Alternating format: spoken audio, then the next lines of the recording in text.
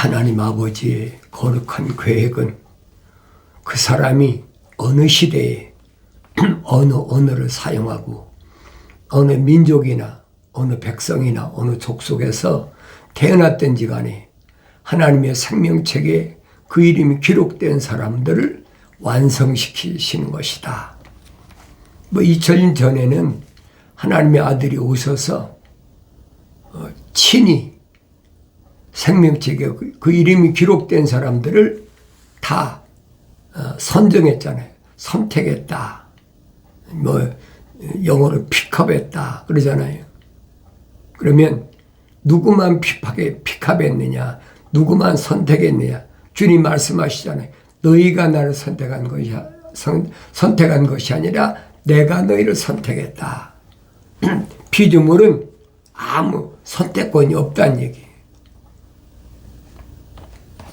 그런데 마치 내가 피조물이 하나님을 선택하고 하나님의 아들을 선택하는 것처럼 착각하게 만들잖아요. 성경을 안 읽는 사람이 그런 얘기하는 게 아니에요. 성경을 읽는 사람이 아는 척하면서 얼마나 거짓 논리로 사람들을 미혹합니까? 그러니까 아예 철학과 과학을 버려라. 사도 바울은 뭐라고 합니까? 배설물이다. 오줌 똥과 같이 버려버려라. 얼마나 정확하게 설명합니까? 오늘날도 마찬가지예요. 하나님 말씀하시잖아요. 지혜는 너무 높아서 그랬어요. 너무 높아서. 얼마나 높으냐. 피조물은 달 수가 없어요. 지혜는 너무 높아서. 그러니까 철학에서 지혜하고는 전혀 다르잖아요. 철학에서 지혜는 뭐예요? IQ가 높은 사람. IQ가 100 이상 되면 천재고 얼마 이상 되면 또 수재고 막 그러잖아요. 그러니까 육신적인 거란 말이에요. 성경에서 말하는 지혜는 그런 말이 아니에요. 그래서 지혜는 너무 높아서 그랬어요. 어리석은 자가 미치지 못하나니. 생명책의 이름이 기록되지 않은 사람은 어떤 경우에도 미치지 못해요. 이루지 못한다는 말이에요. 그게 무슨 말인가 알아야 될 거 아닙니까? 그럼 어리석은 자가 누구냐 하는 거예요. 어리석은 자는 누구길래 지혜에 미치지 못하느냐. IQ가 아주 전능하냐? IQ가 70이나 80이나 짐승 정도밖에 안 되느냐? 그 얘기 아니거든요. 그런데 이런 말씀을 성령 받지 못하면 못 깨달아요. 깨닫지 못해요.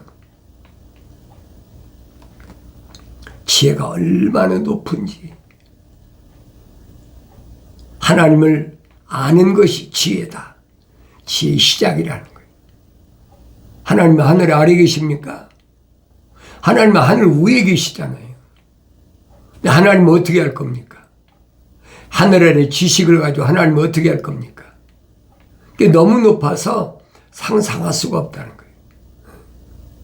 그러니까 하나님이 창조하신 세계를 어리석은 인간의 지식으로 탐험하겠다. 경탐하겠다. 그러니까 로켓을 쏘아가지고 기껏해야 태양계 밖에 더 왔다 갔다 합니까?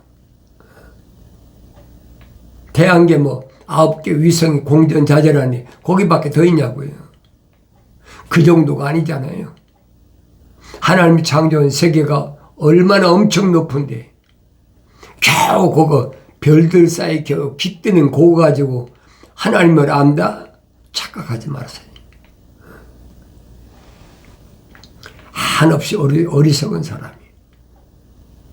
그러니까 하나님 말씀에서 선포하고 있는 말씀 뭔가를 잘 알아야지요. 그는 성문에서 자기 입을 열지 못하느니라. 할 말이 있어요. 하늘 위의 지식을 알아야 할 말이 있어요. 거룩한 문에서 입을 열지 못하죠. 하늘 아래 땅의 것을 가지고 거룩한 문에 가서 무슨 할 말이 있습니까? 성문은 누구라고 그랬어요? 내가 문이니 하나님의 아들이 말씀하시잖아요. 내가 문이다. 나로 말미암지 않고는 어디에? 성막에 들어올 수 없는 거죠. 문이신 예수로만이 성막에 들어갈 수 있는 거예요. 성막에 못 들어가면 제사함 받을 수도 없고 성소에 들어갈 수도 없어요. 성막은 아무나 들어갑니까? 성막은 누구만 들어가요? 제사장만 들어가는 거예요. 그래서 첫째 전동소리에서 하신 말씀이 뭐냐면 언어와 민족과 백성과 족속 가운데서 예수 십자가 보혈로 제사함 받은 사람, 그 사람들은 왕과 제사장으로 삼으신다. 약속이 있잖아요. 제사장이 아니면 어떻게 성문에 들어갑니까? 이 어리석은 사람은 성문에 가지 못한다는 거예요. 갈 수가 있나요? 생명의 책에 이름 기록되었어 가지요. 생명책에 이름 기록이 안 됐는데 어떻게 성문에 갑니까? 세상에 무슨 큰 도성원을 놓고 그 성문을 가리키는 게 거룩한 문이라는 얘기예요. 거룩한 문에는 거룩한 생명의 책에 기록된 사람, 그 이름 기록된 사람, 거룩한 하나님의 생명이 들어간 사람이 아니면 절대 들어가지 못하는. 그러니까 하나님의 아들이 2000년 전에 오셔서 선택하시잖아요. 누구만? 성문에 들어올 자만 선택하신 거예요. 성문에 들어올 자는 생명책에 그 이름이 기록된 사람이죠. 주님이 선포하시잖아요. 귀신이 너에게 항복하는 것을 기뻐하지 말고 내 이름이 생명책에 기록된 것을 기뻐하라. 생명책에 내 이름이 기록된 것을 기뻐해야 될 거 아닙니까? 착각하고 있는 거예요. 내가 하나님 말씀을 올바로 깨달으면 아무나 깨닫습니까? 나의 책망을 듣고 돌이키라. 돌이키는 게 뭐예요? 이스라엘 백성이 뭐라고 합니까? 돌아서려면, 돌이키려면 나를 향해서 돌이키라 그랬잖아요. 하나님께서. 거룩한 자들은 하나님 향해서 돌이키라는 얘기. 하늘 아래서 뺑뺑 돌으라는 얘기 아니, 동서남북으로. 돌이키려면 나를 향해 돌이키라. 분명히 말씀하시잖아요. 그게 회개란 얘기. 생각과 마음과 삶의 가치관을 땅에서, 하늘 아래서, 하늘 위로 바꾸라는 얘기. 얼마나 정확하게 말씀하십니까? 성령 받지 못하면 아무리 여러분들이 성경을 많이 읽었어도 아무리 교회를 오래 다니고 성당을 오래 다녔어도 못 알아들어요. 신학을 해서 알아들 수 있다면 성경이 거짓말이죠. 하늘의 지식으로는 절대 알 수 없는 것이 하나님 말씀인 것을 내가 알아야 됩니다. 그런데 그걸 깨닫지 못하는 사람은 하늘 아래서 내가 이만큼 지식이 있으니까 알아들을 수 있다고 착각하는 거예요. 그래서 뭐라고 하냐? 어리석은 생각은 죄라. 심각한 얘기잖아요. 죄는요, 절대 파라다이스 하나님 동산에 못 들어가요. 어리석은 생각은 죄란 말은 생명책에 기록되지 않은 사람들의 생각, 생명책에 그 이름이 그 호흡이 안 들어간 사람, 이 사람들의 생각 자체가 죄라는 거예요. 그런데 뭘 해결하겠습니까? 뭘로 생명책에 내 이름을 기록하겠느냐는 거예요. 어림도 없는 생, 조롱하는 자는 사람들에게 가증하니라. 조롱하는 자. 하나님 말씀이 그러리야? 하나님을 조롱하는 거예요. 그런 사람은 가증하다. 이런 말씀을 내가 올바로 깨달아야만이 올바른 길을 갈 수 있음을 하나님 말씀은 말씀해 주고 있어요. 지혜의 지식이 네 혼에 그렇게 좋으리니. 그렇지. 지혜의 지식. 성령 받의 은사가 있잖아요. 지혜의 은사와 지식의 은사. 네 혼에 그렇게 좋다는 거예요. 육신이 좋다는 얘기 아니잖아요. 네 혼에 그렇게 좋으리니 네가 그것을 얻으면 그때는 상이 있을 것이며 너희 기대가 끊어지지 않을 것이다. 상이 있다. 상급이 약속받았잖아요.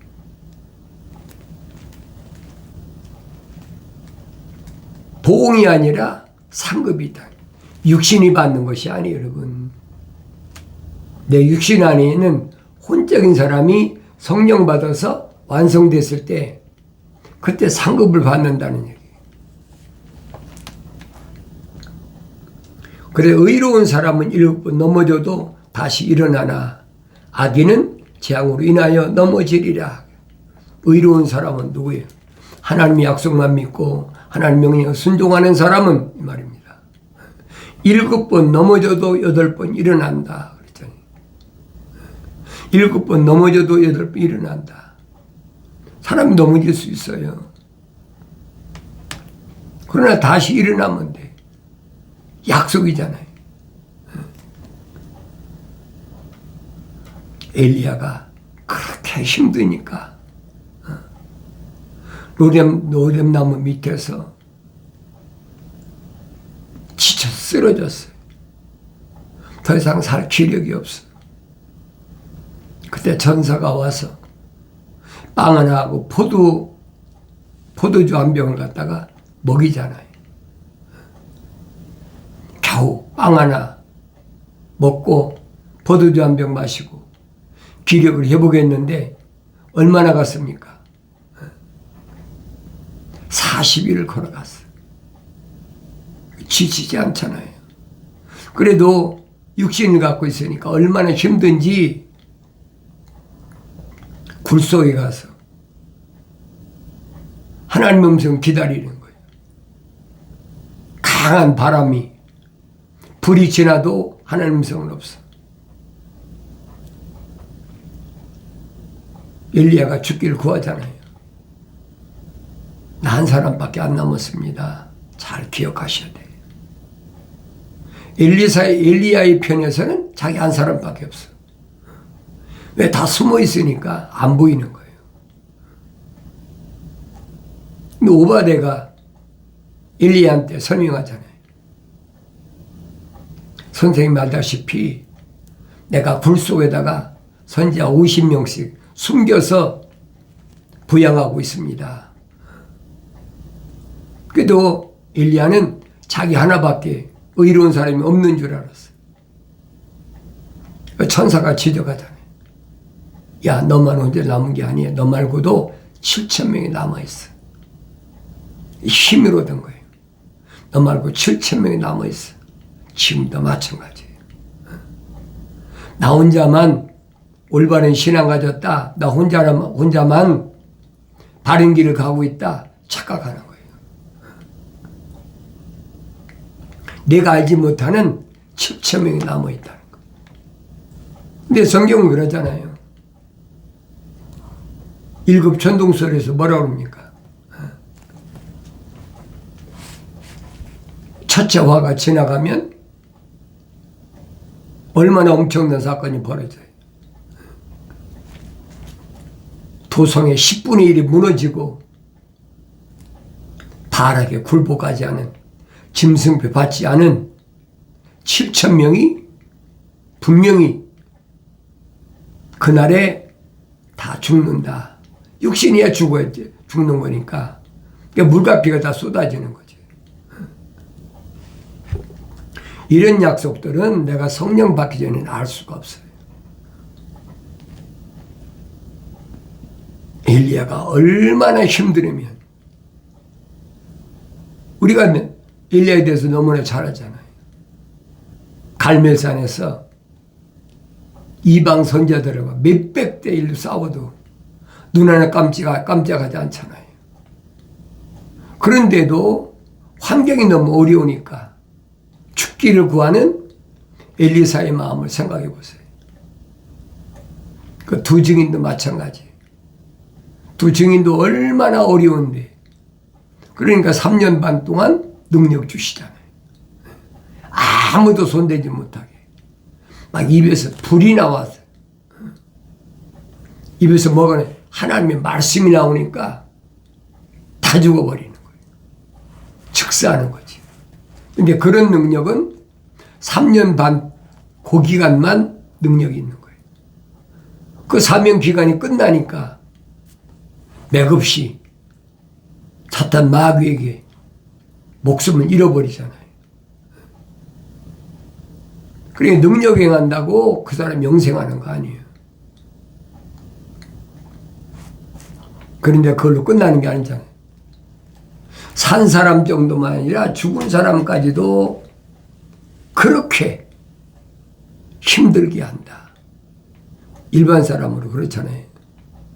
사람이 죽으면 그 사람에 대해서는 한국 같으면 그 맹인에 대해서는 얼마나 사람들이 엄숙하고 상가집이 조용하잖아요. 엄숙하니까. 그런데 이 두 증인은 안 그래. 오히려 사람들이 희낙낙하고 잘 죽었다. 그렇게 사람을 못 살게 굴더니 잘 죽었다. 죽어서까지 짓밟힌다. 그러니 여러분, 살아서는 생각해 보세요. 어떻겠나. 그것이 두 증인의 삶이다. 잊지 마세요. 그래서 에레미야 선지자나 이사야 선지자나 다 똑같이 얘기를 하는 거예요. 여러분 선지서를 읽어봐야지. 안 읽고 어떻게 합니까? 안 읽고 뭐 성경이 이렇다 저렇다 그런 거짓에 속지 말란 말이에요. 그래서 사도 바울은 설명합니다. 뭐라고 설명하느냐? 마지막 나팔이 일어날 사건이 뭐냐? 마지막 나팔. 7째 나팔이죠. 요한계시록 9장 잘 읽어보세요. 5째 나팔이 일어날 사건, 6째 나팔이 일어날 사건, 마지막 7째 나팔이 일어날 사건. 빠진 것이 없어요. 자세히 기록됐어요. 성령 받은 사람은 누구나 올바로 다 알 수 있도록 빠진 것 없이 기록해놨어요. 또 우리가 명한 것 같이 너희는 조용히 하고 너희 자신이 일을 행하며 너희 손수 일하도록 힘쓰라. 손수 일하도록 힘쓰라. 자신의 일을 어떻게 하라고? 조용히 하고 그랬지. 조용히 하라. 우리가 명한 것 같이 사도들이 명했잖아요. 다른 사람이 말한 거 아니잖아요. 이는 외국 사람들에게 단정히 행하고 또한 아무것도 궁핍함이 없게 하려 함이라. 내가 예수 믿는다고 궁핍하게 다른 사람한테 손 벌리고 그렇게 하지 않으려면 내 손수 일하라. 이걸 거절하면 안 돼요. 내가 예수 믿다 보니까 궁핍하게 됐다. 그건 아니에요. 사명 끝날 때까지는 어떤 경우가 있어도 하나님 아버지께서 책임져 주신다는 사실을 알아야 됩니다. 그러면서 외부 사람들에게 단정히 행하고, 외부 사람이 누구예요? 부르심을 받지 못한 자들에게 단정히 행하란 말이에요. 단정이란 말은 질서 있게, 무질서하게 하지 말아요. 단정하다는 말은 무슨 말입니까? 옷을 정상적으로 입어야 되잖아요. 단추도 정상적으로 잠궈야 그게 단정한 거 아닙니까? 신부면 신부답게 깨끗하게 정돈된 그런 삶을 살아라는 얘기예요. 형제들아, 잠든 자들에 관해서 너희가 모르게 되는 것을 원치 아니하노니 이는 너희가 소망이 없는 다른 사람들과 같이 슬퍼하지 않게 하려 하는 것이라. 사람들은 어떻게 해요?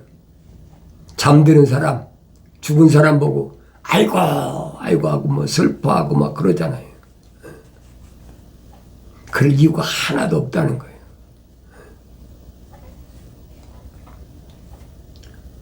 이는 너희가 소망이 없는 다른 사람들과 같이 슬퍼하지 않게 할 마음이라. 슬퍼하는 거 아니에요, 여러분. 흑인이 흑으로 돌아가는 건 당연한 거예요. 이런 깨닫지 못하는 사람들이 슬퍼하고, 이제 헤어지면 언제 만나나? 만나긴 언제 만나요? 세상에서 만남이 마지막이에요, 여러분. 천국이요? 힌두를 받은 자, 힌두의 이름이 기록된 자 외에는 절대 파라다이스 하나님 낙원에 출입하지 못합니다. 들어가지 못하는 거예요. 그런데 뭐 마지막이 어떻다, 그게 슬퍼한다. 나를 낳은 부모가 어떻고, 형제 자매가 어떻고, 내가 난 자녀가 어떻고, 나하고 같이 살던 남편과 아내가 어떻고, 눈물을 뚝뚝 흘리면서 애고 소망이 없는 사람들이란 말이에요. 소망이 있는 사람들 그러지 않지요. 왜 그러느냐? 예수께서 죽었다가 다시 살아나신 것을 우리가 믿는다면 주님 부활을 믿어야 될 거 아닙니까? 약속이잖아요.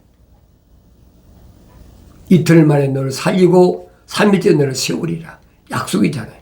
그 약속을 믿는다면, 예수님께서 부활하신 것을 믿는다면, 그렇다면 울 필요가 없지. 그와 같이 하나님께서는 예수 안에서 잠든 자들도 그와 함께 데려오시리라.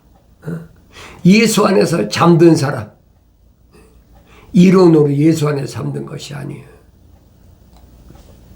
예수 안에 뭐가 있다고 그랬어요? 생명의 성령의 법이 있어.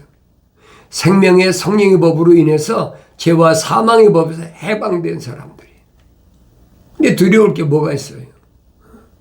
아무나 되는 게 아니잖아요.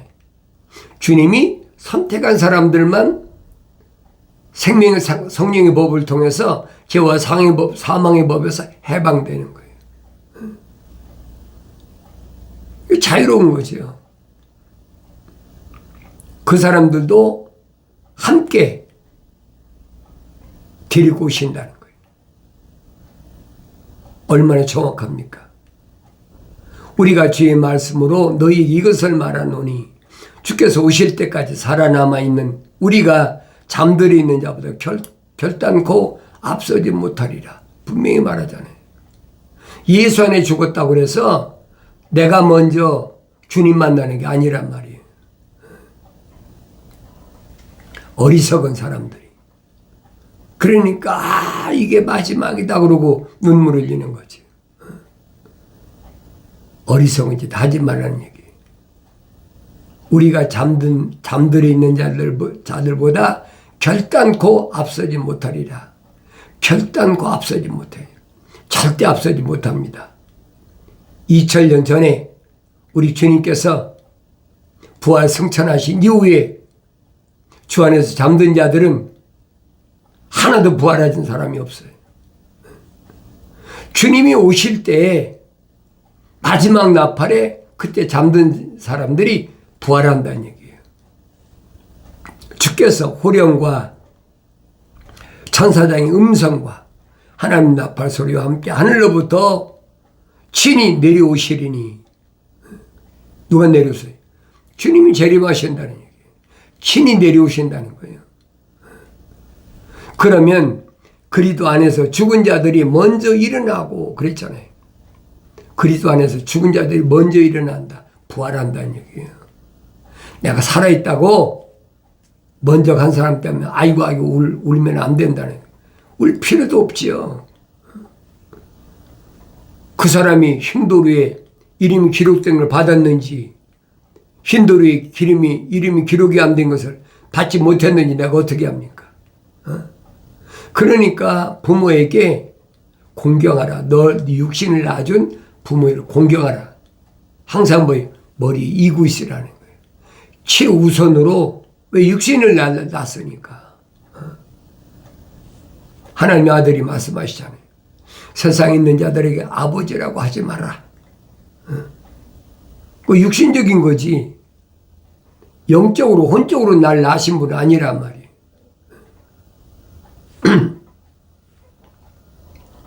혼적으로 영적으로 낳으신 분은 하나님께서 친히 나를 내 어머니 모태에 있을 때 간섭하셨다, 덮으셨다. 그게 날 만드신 거예요.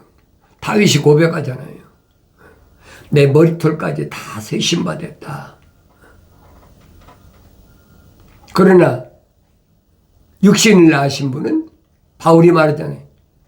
육신이 먼저 난 거지 영적으로 난 것이 아니다. 하나님의 아들이 성령으로 잉태했을 때도 육신으로 낳았잖아요. 사도 바울이 그 말을 한 거예요. 육신이 몸이 먼저 낳고 그 다음에 영적인 몸이 난 것처럼 우리 그래야 된다. 그리고 나서 살아있는 우리도 공중에서 주를 만나기 위해서 그들과 함께 구름 속으로 끌려 올라가리니 그래야 우리가 영원히 주와 함께 있으리라.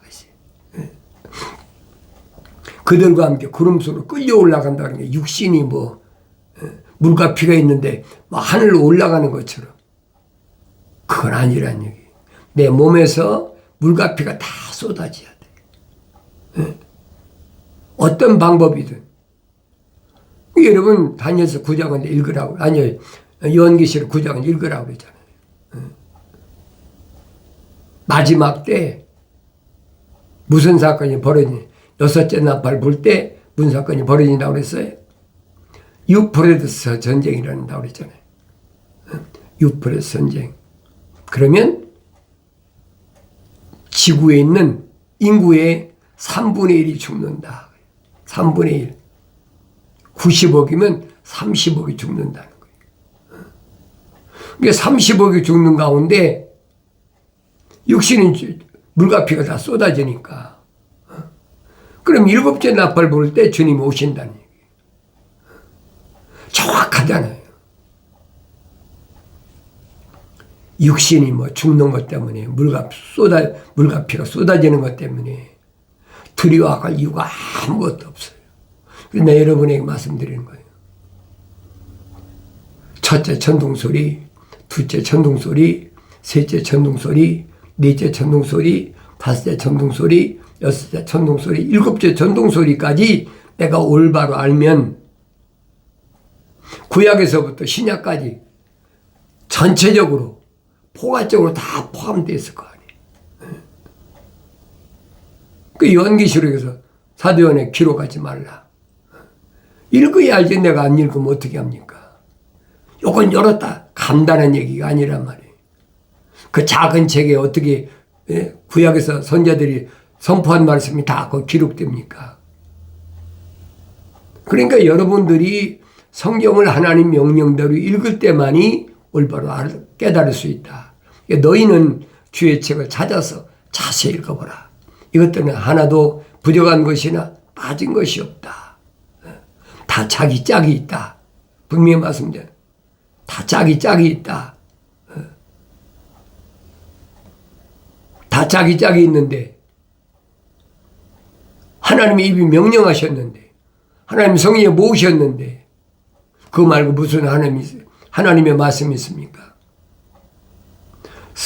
선자들이 증거한 말씀이나 사도들이 증거한 말씀이나 사도 바울이 증거한 말씀까지 사도 요한이 증거한 말씀은 다 똑같아요. 이런 말씀을 내가 성령 받고 읽어야 깨달을 수 있음을 여러분 올바로 알아들으시고 책망받았을 때 빨리 기회예요. 그게 놓치면 엄청난 시련이 기다리고 있어요. 책망받았을 때 돌이키시고 약속하신 성령 부으심을 받고 하나님 말씀 읽을 때마다 날마다 깨닫는 은혜가 있어지길 바랍니다.